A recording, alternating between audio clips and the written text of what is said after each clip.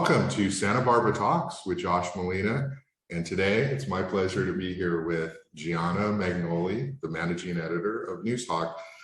This is really cool for me because I love interviewing journalists, and it's also really cool because I get to interview essentially my boss and my colleague and somebody I have a lot of respect for. So I appreciate you taking time, Giana, to sit down and talk to me on a Saturday morning about what it's like to be a journalist. How are you doing today? I'm good. Thanks for having me on. I'm excited to hang out with you. Yeah, no, this is really cool. And I appreciate, I've started to do these in-person, face-to-face podcasts. So this is fun. And I think we get a better conversation this way. So, I think so too. This is more fun than Zoom. So, Giana, I wanted to sort of talk because you do so much at Noozhawk. As managing editor, you're also a reporter. You do a lot of stuff behind the scenes, and I'm wondering if we could just talk a little bit about Noozhawk and what your role is and what role Noozhawk plays here in the landscape, the media landscape of Santa Barbara. Yeah, definitely. And it's changed a lot since I came on because I've been at Noozhawk for more than 12 years. And when I started, I was a reporter. I was a general assignment reporter, like a lot of our staff start as. And over time, I took on more of an editor role. And now as managing editor, I have a lot of hats that would be different jobs in the larger organization.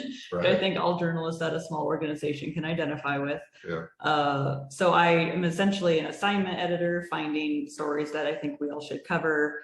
And then I am a reporter too, so I write a lot of stories as well, especially with the COVID pandemic. I ended up writing a lot of those stories. And of course, looking for breaking news stuff that happens and organizing our story budgets to make sure we have things every day, that we're not missing anything, managing reporters and freelance photographers and all of the columns that come in, and making sure that everything gets on the website. I am also one of the people that's actually editing stories, posting stories. Right. Posting them on social media, all of that stuff. And then all that background stuff, the exciting like content management system organization too. Yeah.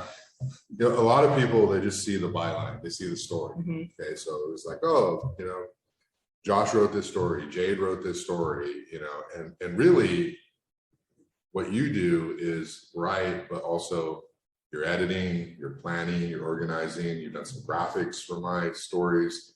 You will take photos, so kind of a jack of all trades. You're a graduate at Cal Poly. So can you talk a little bit about there's a lot of options, right? Like journalists can try to go like, I'm going to go work for the LA Times, I'm going to go work for the big papers, and that's one route. And then there's other routes where you kind of like do what you did, which is a startup, an online, a new organization, and be sort of instrumental in everything. Can you talk a little bit about like your journey and why you chose Noozhawk and how it's, what's appealing about sort of being part of this organization as it grows? Yeah, definitely. When I graduated Cal Poly with my journalism degree, I wanted to get a job in journalism, of course. Like I had been part of the Mustang Daily there, the student news, and for 3 of my 4 years there, and I really wanted to keep working in news. So I basically just emailed every news outlet in San Luis Obispo and Santa Barbara County, and Bill, the founder and publisher of Noozhawk, was the one who called me back. And that's how I ended up getting an interview and ended up at Noozhawk. And I really was drawn to the idea of getting to help build something and having no hierarchy. I experienced that in student media, where if you thought you could tackle that story, you can do it. Like no one's going to take it from you and give it to a higher up. And I found that at Noozhawk too, where I could, if I thought I could do it, I would get help doing it, and I could write any story that I was ambitious enough to take on, and I loved that. Right. Yeah. So you applied, and Bill responded, and I just like cold emailed people, like a dozen people, right? And he called me. And so you were part of the original team, because like I've been around, but I mean I started Noozhawk in 2014, and then I took a break, and then came back.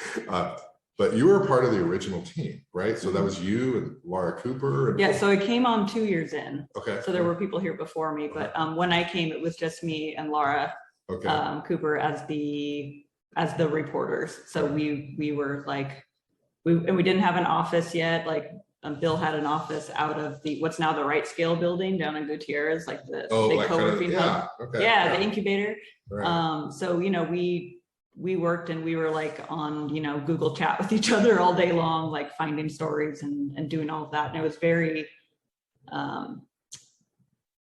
we had to come up, like you had to be very self-motivated, right? Like we had to come up with a lot of the stuff ourselves.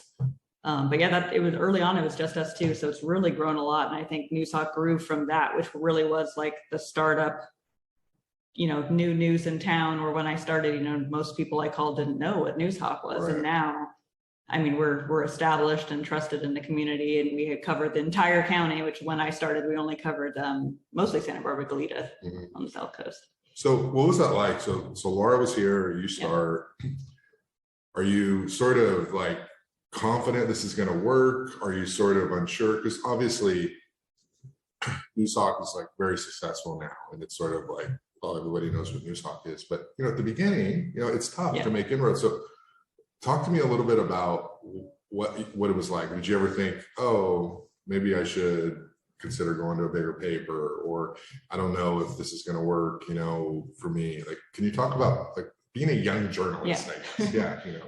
Yeah, well, I liked being able to do all the jobs and learn to do all the jobs. That made me feel more confident in it. I mean, it was definitely scary at first. I think any journalist going to a new job, you have to learn what you're doing and learn about the community, because, you know, I came here from San Luis Obispo, so I hadn't lived here before. But I liked what we were doing, and at the time, obviously, there was like a void in just that like basic daily government schools coverage in Santa Barbara. So that was the role we were filling, and I think people were just happy someone was going to school board again. So was that your first beat? Were you covering schools? I was covering schools, and then we were doing like school city council was like our bread and butter. We weren't doing a lot of breaking news in those early days.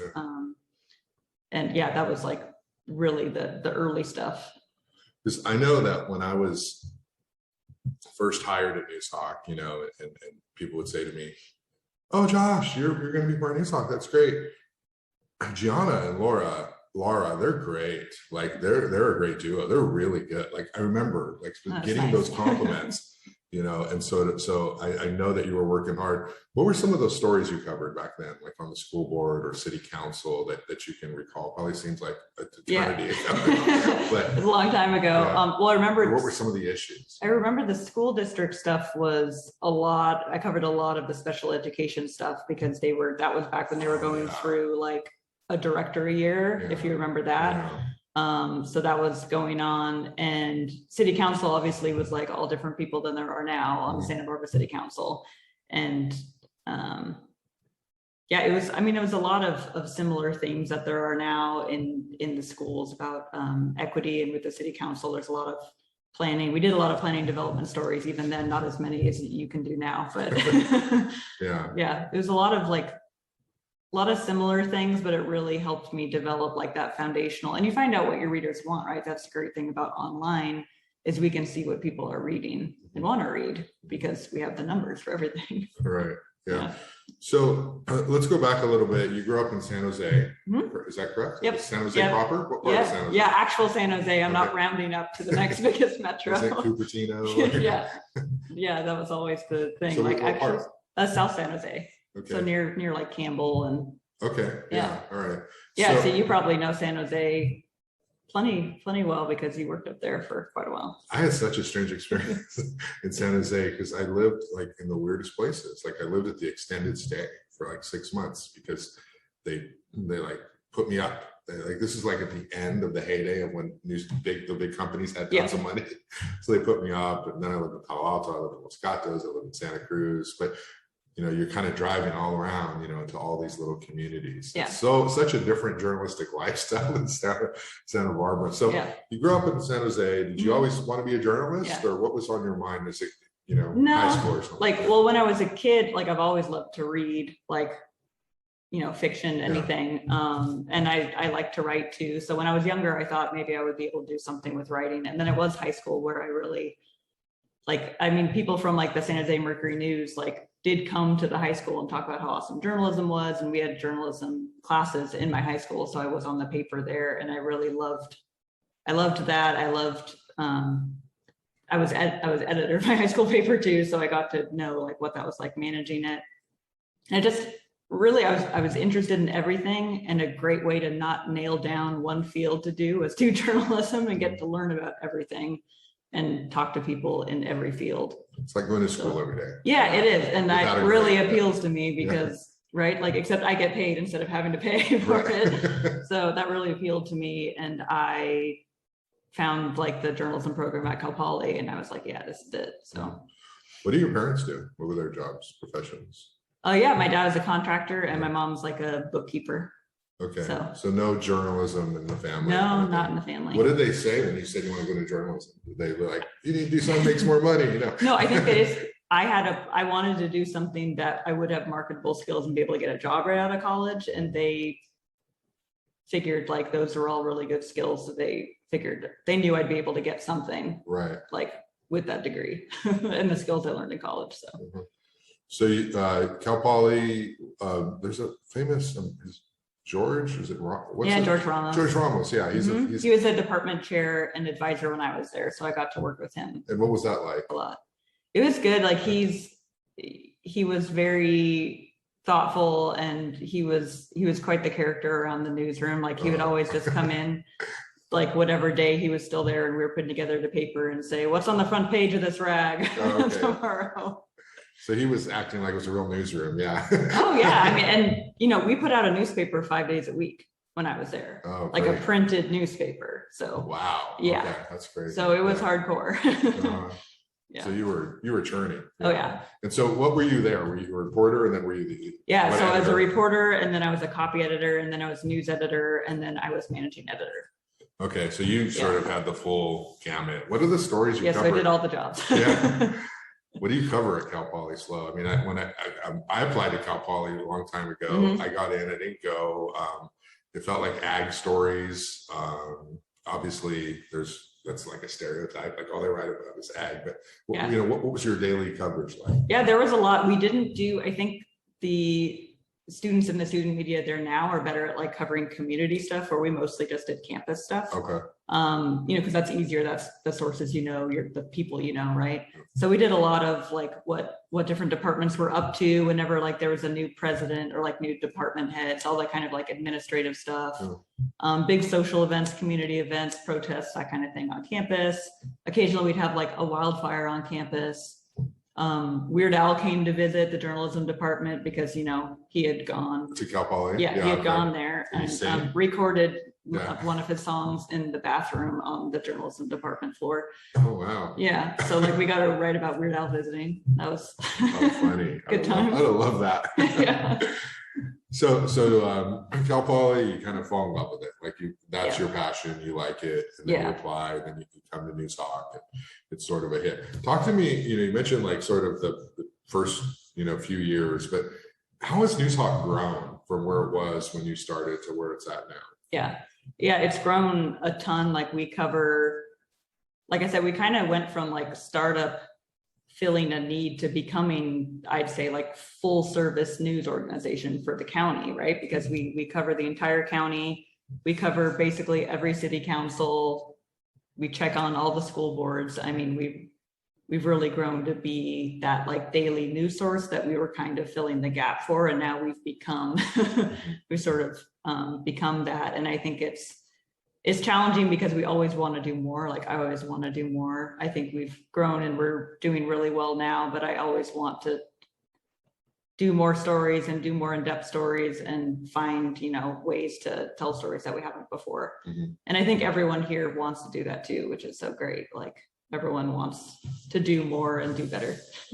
Yeah, I think like one of the things I've enjoyed working with you in is like we think differently, and so complement each other. What I mean by that is I'm like bang, bang, bang, daily, like old, you know, like city hall, school board, just like, and you are often like, let's look at the big picture. Like, let's take a break. Let's do sort of a in-depth and a series look. And I think that's been kind of the hallmark of what you've done so far with like some of the projects that you've done. And Noozhawk has really gone from being just, you know, like breaking news, although I mean, it's there's plenty of It's it. Yeah. indisputable. I mean, we do breaking news better than anyone. I mean, KYT, obviously, TV, but as far as like, traditional online or print newspaper. So, I mean, that's really cool that you sort of have like the district election series, or Yeah, you work with, I like that one. Brooke on her healthcare fellowship story. And I know you're going to be working with Jade on her fellowship story. What are some of the big sort of like legacy hallmark things that you've been a part of with Noozhawk in terms of those series or those packages? Well, I really do love that. I mean, I'm like you, where it's probably like the biggest challenge of my job looking at stories and like being a small organization is I want to make sure we cover everything on the daily level, but I also want us to do those larger projects. And that's just, I mean, that's universal. That's not just my issue. Like, it's hard to do that special project stuff while doing the daily stuff. Right. And some of the ones I'm really proud of are, even like back with Lara back in the day. I say now, 2015.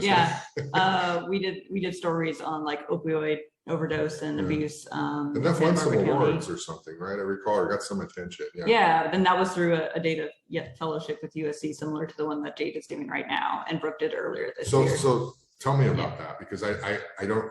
I think it was before my time or while I was away. What was that story? So we did some series in 2011 and 2013. We did one on like prescription drug abuse, and that was that wasn't like the early days of the opioid crisis, but it was early on. And that series really showed like the impact on the community of that kind of stuff. And then we did a series on the implementation of the Affordable Care Act, because that came around in 2013.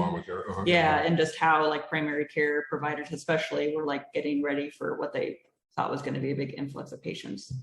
So with prescription drug abuse, so what was the reporting like? How did you get your data to what?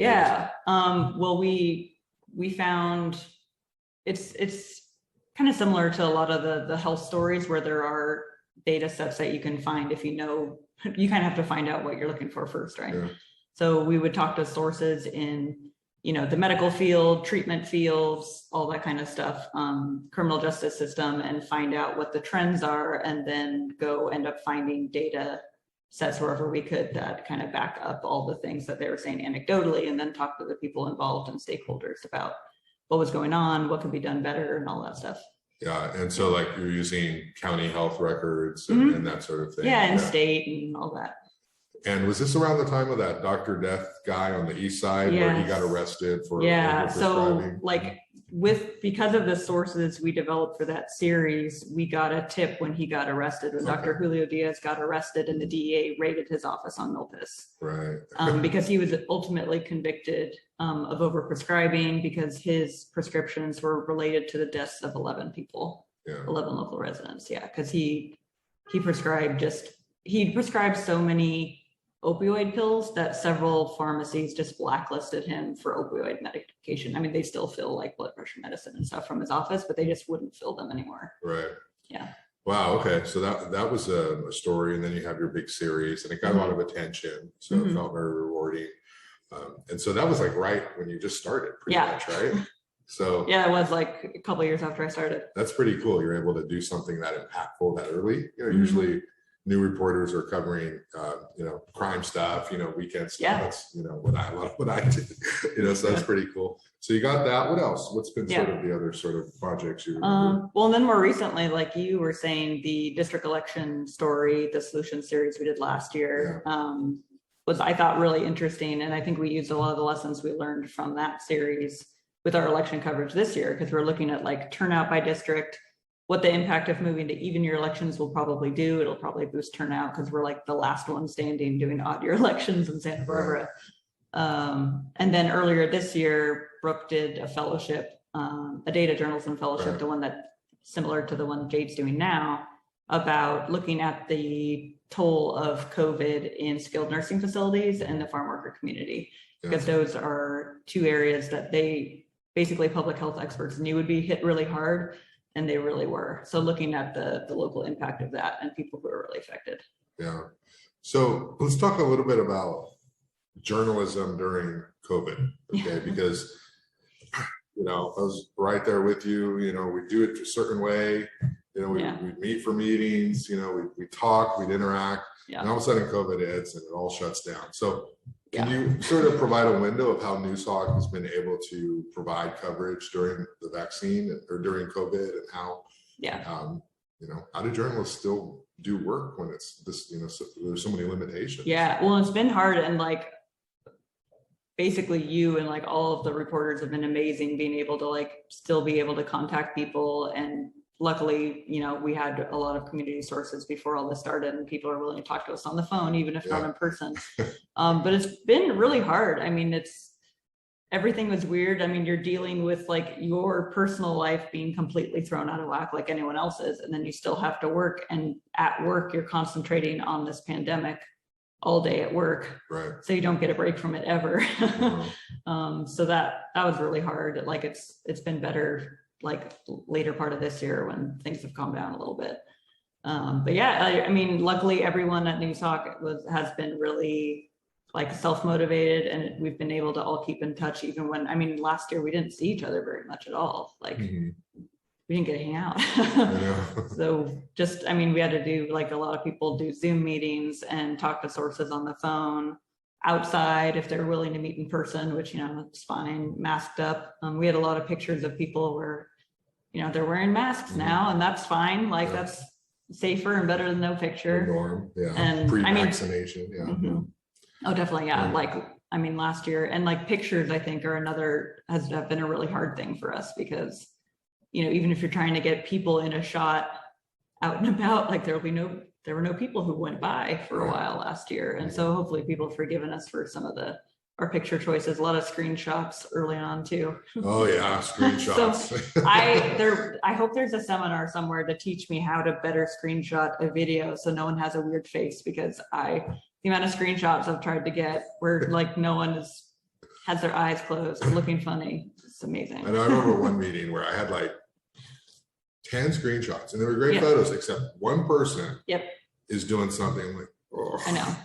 We can do it, but no, you know. Or the Brady Bunch one, you know, you got all the squares. Yeah, exactly. Especially all the meetings, right? Because like even now, not everybody is back to in-person meetings, like city councils and things. So we're stuck with Zoom screenshots. One of the things that I've noticed with during COVID, covering primarily government, is sort of this challenge. It's become more difficult, I feel, in terms of transparency, because, you know, as you know, when a reporter is like in the room watching the meeting, there's a different sort of tone, and they obviously know when you sign on, and, you know, if they recognize your name, or when there's not a lot of people that you're watching the meeting. But it's very different when you're in person. And, you know, the board of supervisors, I guess they meet in person. The city council is still doing it from their offices. The school board's in person, but they don't allow public. I mean, and I sort of feel, you know, we're journalists, we have to be skeptical, not cynical, but skeptical. I feel like there's a little bit of a taking advantage of sort of COVID in terms of like, oh, well, we don't have to deal as much face to face with the reporters or the public. Do you get that sense at all, that there's a little bit of a loss of that really hard, close coverage during this period? Oh, I do. And I was actually just talking to Janine, our North County editor, about that, where, you know, like you'd think like the public service stuff would be some of the first to come back, and yet some of that stuff is still closed or limited hours, you know, which, you know, if not now, when? Like, I'm sure there are ways to start expanding stuff back to normal safely. And with the government stuff, you're right. I mean, we still can't go to some meetings in person now, even like, you know, masked up, indoors, distanced, whatever.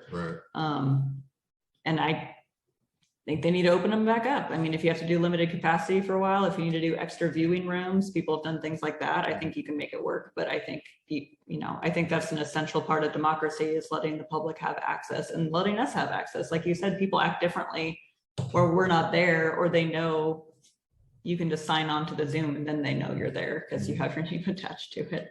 I will say though, like video recording all of the meetings and things is really helpful, I think, for members of the public who can't go to a middle of the day meeting.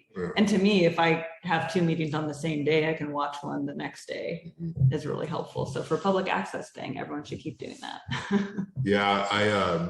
I mean, I'm confession. Yeah. But you probably know already. So Tuesdays, when the city council meets and the school board, I can pause and I can go back. So that is one thing, because before that didn't happen. Like you had to wait for the meeting to be up, and it would, so that's one good thing. Hopefully that remains the same forever, because for a small organization where we have to cover multiple meetings a day sometimes. Or board of supervisors can go 8 hours. I used to have that like 2 screens, and you'd like mute one while you have the other one because they're doing the item you want, and then mute that one and go back to the other one live, because they wouldn't record them. Can you talk a little bit about how you interface with the public? I know I get emails from people who say, great job, I loved your story. People who say, oh, you're wrong, or maybe they'll just ask questions, they want to know more information. What sort of interface do you have with the public? Do you get angry calls, emails? How do you deal with that sort of people wanting to know more about Noozhawk, or say, how could you cover that? Well, I get not a ton of angry emails. I have gotten angry emails, but I get them all. Usually I respond really politely, and then they get really apologetic in their follow-up email. Is how I go. Kill them with kindness. Exactly. And then they feel bad, which makes me feel good. But honestly, especially with COVID, I've been getting so many more emails than like we ever got before. And that's not just me, like to the main like News at Noozhawk account, and everybody I think has been getting, questions, suggestions, everything since we launched the COVID newsletter too. People will respond to that and say like, oh, that's really helpful. Like, could you find out this for next time? People have like questions about numbers, why we, what the case rate is for the county. Maybe we didn't like explain it well enough in early stories, things like that. So I get a lot of like questions with early vaccination stuff. People were like personally emailing me, asking me like where they could find one and where they could get one. And so I was like helping people find appointments and helping people like find out who to call to go get one if they're eligible, back when only a few people were eligible. Right.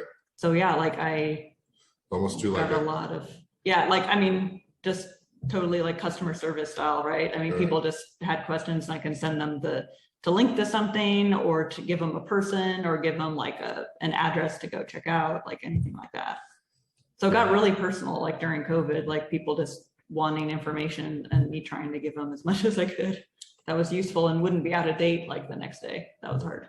I always love that about journalism, is that when people can't get what they want from traditional like government or business, like they're kind of the journalists, and like, can you help me? And a lot of times we can't. And so that's like a really good sort of function that we have in the community. We can help by doing a story, or maybe just referring them to some organization, so that's like it's a really cool side of the journalism that you feel on the inside, but people don't necessarily sort of see that.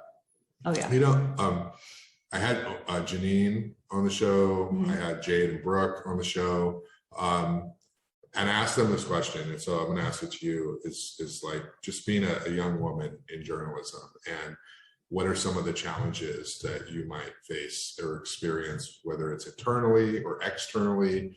Do you, maybe you don't? I feel as though depending on who we are and what we look like, we experience the world differently, and that's not to blame anyone. It's just how life is, and we have to make adjustments and educate people. Have you faced any sort of either perceived, explicit, implicit challenges sort of being a young woman in journalism? Yeah, and I'd say at Noozhawk, no, I've been really lucky. Like, I love everyone I work with at Noozhawk, and I've never had any of that, which I think a lot of women, regardless of where they work, can't say. I've never had a woman as a journalism boss. Okay. So like I haven't had that experience, which I think would be cool one day to have. I've been lucky enough to be in like some fellowships and have like mentors who are women, but that is not something I've had, at least yet, in my professional career. Like out and about, I've been, again, pretty lucky. Most people are polite in Santa Barbara, but I've definitely had people act inappropriately. People, sources. How many people hug you out in public? No, Right? I don't know if you remember him, but Babatunde Foleyemi, he used to hug me. He's just a hugger. He's a hugs everybody, Okay. you know, but no, I've never had a Yes. man or woman hug me Yes. at And any I have, point during an I interview have process. had men and women hug me, Yeah. Mhm, which is like great, which mhm. probably wouldn't if I wasn't a woman. Right, yeah. Yeah. And how do you respond? Do you just do like, or do you like? Yeah, well, and it's hard because like some sources you're really friendly with, and that doesn't count. But it's people where you're like, oh, I you're don't know just, you. yeah, like this is weird, and then you just don't engage arms. You're just like, this is weird. Yeah, right. Like it happened a lot more when I was younger, and I didn't know how to respond in that situation, and now I would just be, no, we're not doing that. Yeah. Plus now, you know, just with COVID, people are probably doing less inappropriate hugging, I would hope, in general in life.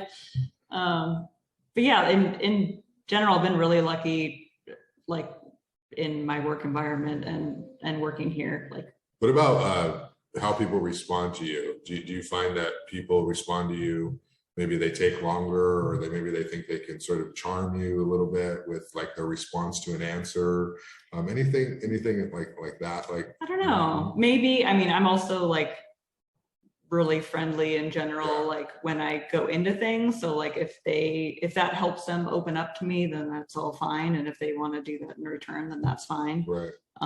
So it hasn't been too much of an issue, I think. Yeah, no, it's interesting. I'm pushy when I need to be. Yeah, no, it's different for sure for everybody. You know, they got their own issues, you know, when they go out and report, but it's important, like we got to educate people, you know, all the time when we're in those interactions. The state of the media, the landscape right now. Okay, so Noozhawk, we're 24/7, you know, and we know Tom Bolton, like, is probably listening to the scanner right now. Yeah. Mr. Breaking News, you know, and like, wow, I can't believe we know about that car crash and it's up in 10 minutes, you know? So like, we have that, you know, and then we've got like government reporting, and, you know, everybody's got their niche, and we kind of do the best job we can. Can you talk about the local media landscape, you know, and sort of like, you know, where does Noozhawk fit in? You know, where are growth areas? And, you know, what do we need to do better? What are we doing well? Can you put it in context? Yeah, I'd say we, like you said, we do the like daily bread and butter, like government reporting, schools reporting, breaking news. Like, you know, if you ask someone, okay, what went on yesterday? Like we would have a story on probably like the big thing that happened in town if there was something. So I think we do all of that really well as like our news foundation. And like, I would say in news in general, and I know other outlets in town struggle with this too, is like, if you have fewer people over time, I think probably everyone except us has fewer people now than they did 20 years ago, right? Because we didn't exist. Then with fewer people, you're less able to do those longer form investigations, special projects, stuff that takes more than 2 days to do. And then that's a big part of why I want to do it, because some stories, I have a huge list of stories, and I just think, well, if we don't do this, I don't know if anyone else will. So I really want to make sure that we get around to this if we can, because, you know, it's stuff that we know is important for the community and to report on. But that can be hard if you feel that pressure that if you miss it, it might be missed. Right. Yeah. Well, as you know, I worked at the News Press, and like I got hired in 1999, and that was the paper. Like, well, the New York Times still owned it then, New York Times still owned it, and it was just I remember walking in and seeing all these like people, and you know, mostly men in suits, and like suits. You know, just being like, whoa, like you know, this is a big deal kind of thing. And obviously, you know, there's other outlets in town that do a great job, but I just remember feeling like, wow, this is the paper of record. And, you know, over time that has changed, right? Because, you know, all this drama and ethics and people resigning, and it's just a smaller organization. So it's like we have all these newsrooms that are like really small now, you know, they're fragmented. And so it's different. Then you got something like Ed Hat, which is around, which is not journalism traditionally, but it is a place for people to get information. And I know that you know, they do provide, you know, they do write some original content. And so it's like everybody kind of goes all around. It's like grazes almost. You know? But, Noozhawk is really cool because it's regional, like we got Janine over there in North County, and then we got our South County, we got all these sort of things. So I think, like, going forward, like, what are the growth areas for Noozhawk? Is it multimedia? Is it, just, are we always going to be photographer? Are we going to hire a photographer? What are some of the growth areas? Like, what would Noozhawk look like in 5 years, do you think? Yeah, I don't know. And like you said, I do think when you have a media landscape like this, where it's a lot of small organizations, like, it can be good if everyone's not trying to do the same story, right? Like, if you're kind of, even if you're not like collaborating, but if you're complementing each other's coverage by, like, do you need 4 stories on the same city council meeting? Probably not. So it can work out if people do cover like different things and have different niches. And for the future, I would hope Noozhawk could keep expanding. I'd love to get more, like, another like North County or Mid-County person. But other than that, I'm multimedia, and photos is something like our reporters mostly take their own photos. We have freelance photographers, obviously, that we use a lot for wildfires and breaking news stuff. But having staff photographers can be really valuable for those stories that you can plan for, like for the special projects and for features and the stuff that, we can take a good enough city council picture, but those profile pictures we can either get better at or hire someone who's a better photographer for. Like, so much of those are about equipment, and external flash and being able to like control your lighting, and then there's post-production stuff, like in the course of our day, we just like don't have time to do all of that. But that's definitely, and I would be remiss in not mentioning like Barry and our sports coverage, because we have like previews on like high school football games, and so that's like filling that traditional role. And so obviously a lot of parents like that stuff, so. And Barry and our sports contributors and our sports photographers are amazing. Like, they make it look like there's way more of them than there are. And covering that. And that was a really important area to move into for Noozhawk. And I think that coverage is awesome, and they get, just really good stories out of that.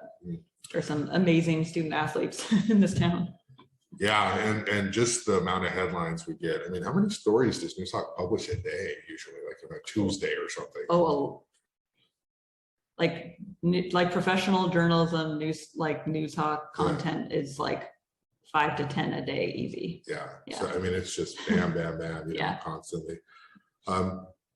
Let's talk a little bit big picture, since we're journalists, right? So one of the things that I'm interested in is the increasing amount of pushback on journalists to change information after it's been published, to take things down, change a headline.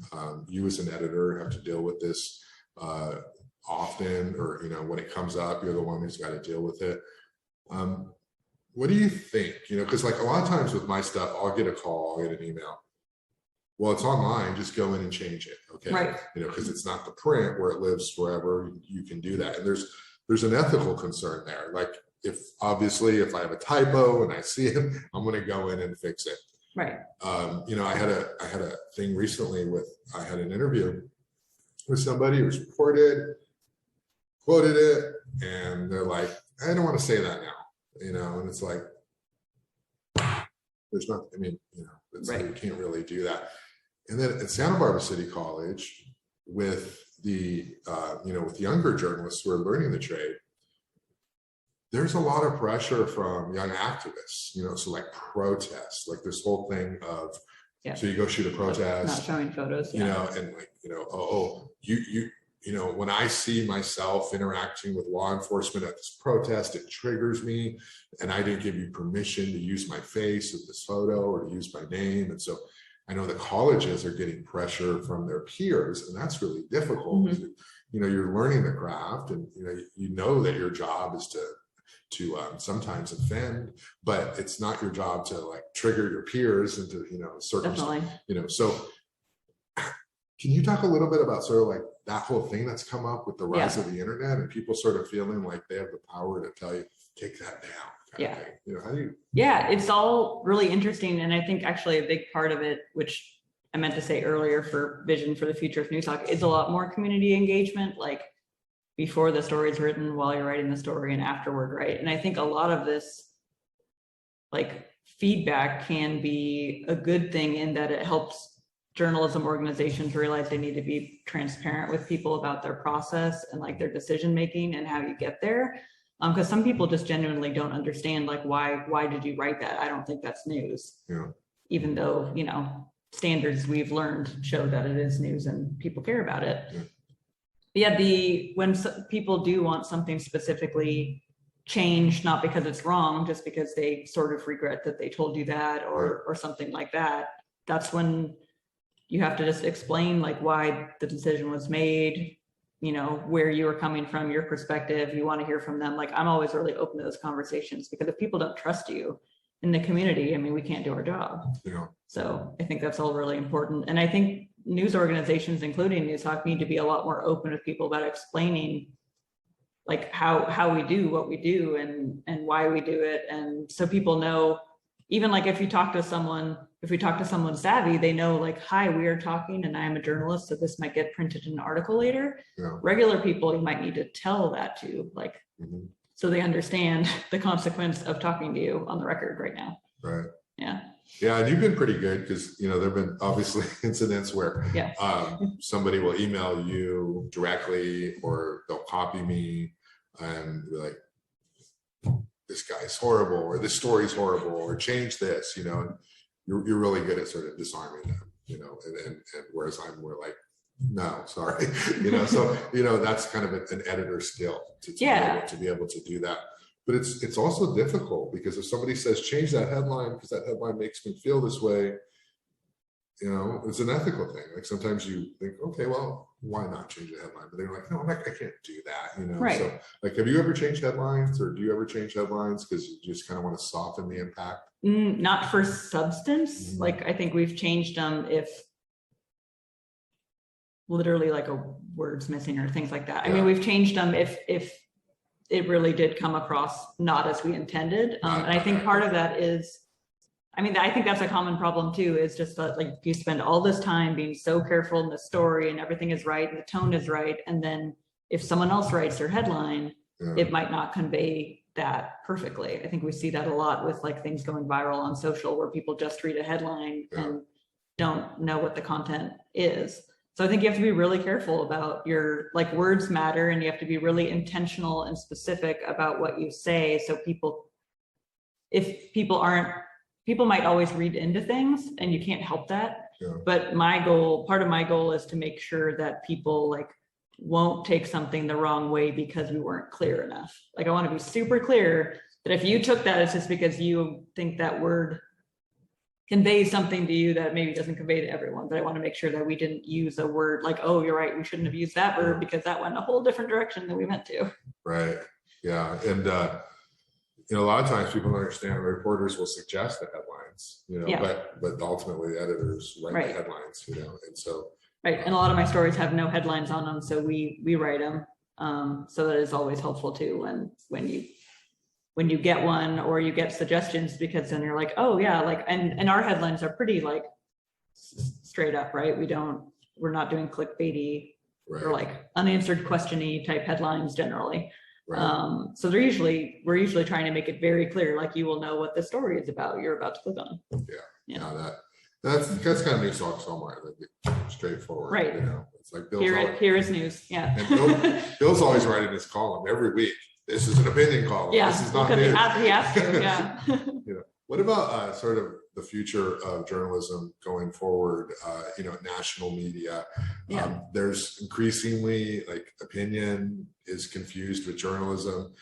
We've had Fox News, we have CNN, which went really left during Trump. Kind of wanted to be the Fox News of the other side, and you know, then we've got this like these other conservative cable stations, and it's not what we do, but people often think it's all the same, or we're all controlled by something.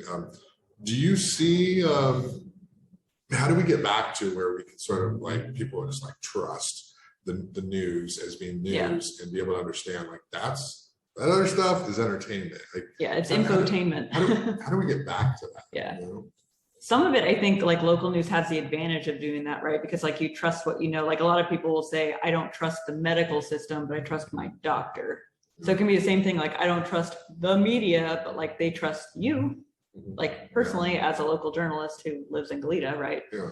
So I think local news has to really hold on to that and be like in the community, seen in the community, transparent, engage with the community, not just like put out stuff to people and then like expect never to talk to people again. Right. I think that helps because yeah, like we're not like, yeah, I have no like broadcast opinion training. Like I'm, you know, none of us are just spouting pundits over here. We're just researchers and reporting and investigators and want to write stories that are meaningful to the community. So, you know, just to go back when we're talking about how like readers don't often understand what we do. Yeah.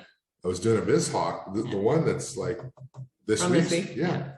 And I called her up and I said, you know, I heard, you know, next door, you're really popular. You've opened this new place, this new studio. Yeah, they have a studio. Yeah, and I want, you know, just wanted to come over and, you know, it'd be really quick, do a quick interview, take some photos, and you know, it's going to be a lead item and a weekly column, you know, the whole pitch. And the first question was, is it going to cost me any money?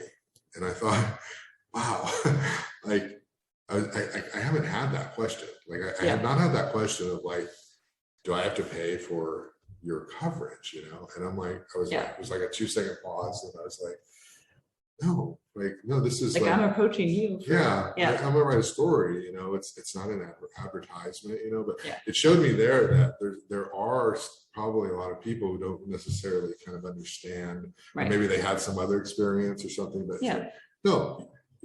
You don't get to look at the story ahead of time, but you don't have to pay us anything either. Yeah. We're deciding that your news, and we're going to go out and report it. So that's sort of interesting. Just this whole kind of blending of this confusion that kind of happens, you know. Yeah. But Noozhawk does a good job. You know, we just finished an elections, and a lot of the candidates use like, I got endorsed by this group, this organization. Noozhawk does not endorse it. And I get this question from time to time, like, well, why don't you guys get endorsed? You know, it's like, you know, or like, stop kissing up because we're not endorsing. Nothing you can say. You're like, I can't even vote in the city. Exactly. You know, that's kind of different, right? A lot of newspapers endorse. Most of them do. Yeah. Can you just kind of tell us why Noozhawk doesn't endorse? And I know it's not your call. It's you know, sort of like, you know, Bill and Tom, sort of that. Yeah. So it's always, Noozhawk has never endorsed it. It's always been like that since it started. And I think it's great for an organization our size because larger organizations usually have like an editorial board who are not like day-to-day reporters who are like, they're the ones coming up with endorsements, editorial opinions, et cetera. So there's that separation. If we endorsed, it would, based on our size, it would mean like we were in a room probably talking about that, and then we're out interviewing people in an impartial way. And I think that's hard. Like people already have a hard time, like you said, separating opinion from straight news anyway. And this way they know that like we're not pushing anybody as an organization or personally. Yeah. Like we want to give everyone as much voter information to make a decision for themselves as we can. Yeah. And so I think it's good because if we endorse, you'd be like, well, who endorsed? Like who picked them? Right. Who was in the room where it happened? Right. Because it'd be like one person's endorsement or all of us. Like, right. That's the only way it could be, you know. Yeah, like you have to have a process. I mean, you could, if you have that process and explain it to people, it could be a way that it's okay. Like if it's not us doing it, right, who are actually doing the news coverage, and that could be fine. But otherwise, it gets messy, I think. Right. Okay, so just as we're kind of wrapping up here, what is you know, I don't mean to be condescending, but you're very young, you know, and when I started the News Press, everyone was like, you know, much older, you know, and so what are your goals, you know, like going forward? Like what do you have a big project you want to do? You're still reporting, you know, investigative thing. Sort of where do you see yourself, you know, in the next 5-10 years as a journalist? Yeah. It's hard. I've been asking myself that a lot lately because I did a fellowship with Pointer last year that was, just kind of like developing and making you think more about like what you can do for like your news organization and just like what you want to do in journalism in the future. And I don't know long term. I don't have like a plan, but I really do enjoy what I'm doing now, which is having like the editing side and still getting to keep my hand in reporting. I think I would miss not being able to do both of them. Yeah. So I do really like that. I love local news. Like I don't know, who knows what the future holds, but I think I'll probably end up staying in local news and community news because I just think you can find so many more meaningful stories there. Yeah. But yeah, I don't really know. Like I love what I do and I love where I'm working right now. And I have I have a long list of stories and projects I want to do. So I guess I need to get going on that. And Bill always calls it fossil media. But do you ever miss the print? Do you ever miss that? Like being able to like see that Giana, like you did it. I don't miss making it all the time. That was a lot of work. All day layout. Yeah, design. I'm sometimes in print because we share content with the San Luis Obispo Tribune. Oh, that's right. So I've never seen it, but I am sometimes in print up and slow. So I remember because like I love that. Like I that's so cool. And it's also something like when I show my kids, like it's somehow realer to them to be like, oh, it's in that paper, because online, everything's online. So it's like less special. But I remember being bummed when we went through San Luis Obispo and I'm like, I want to stop. But that day I didn't have a story. You didn't have one, But our stuff gets shared, which is kind of cool. But I've never actually seen Noozhawk in the San Luis Obispo. No, So I haven't seen mine. They should mail us some copies. They should mail some. I have friends in Slow. Let's make them grab some on this specific days.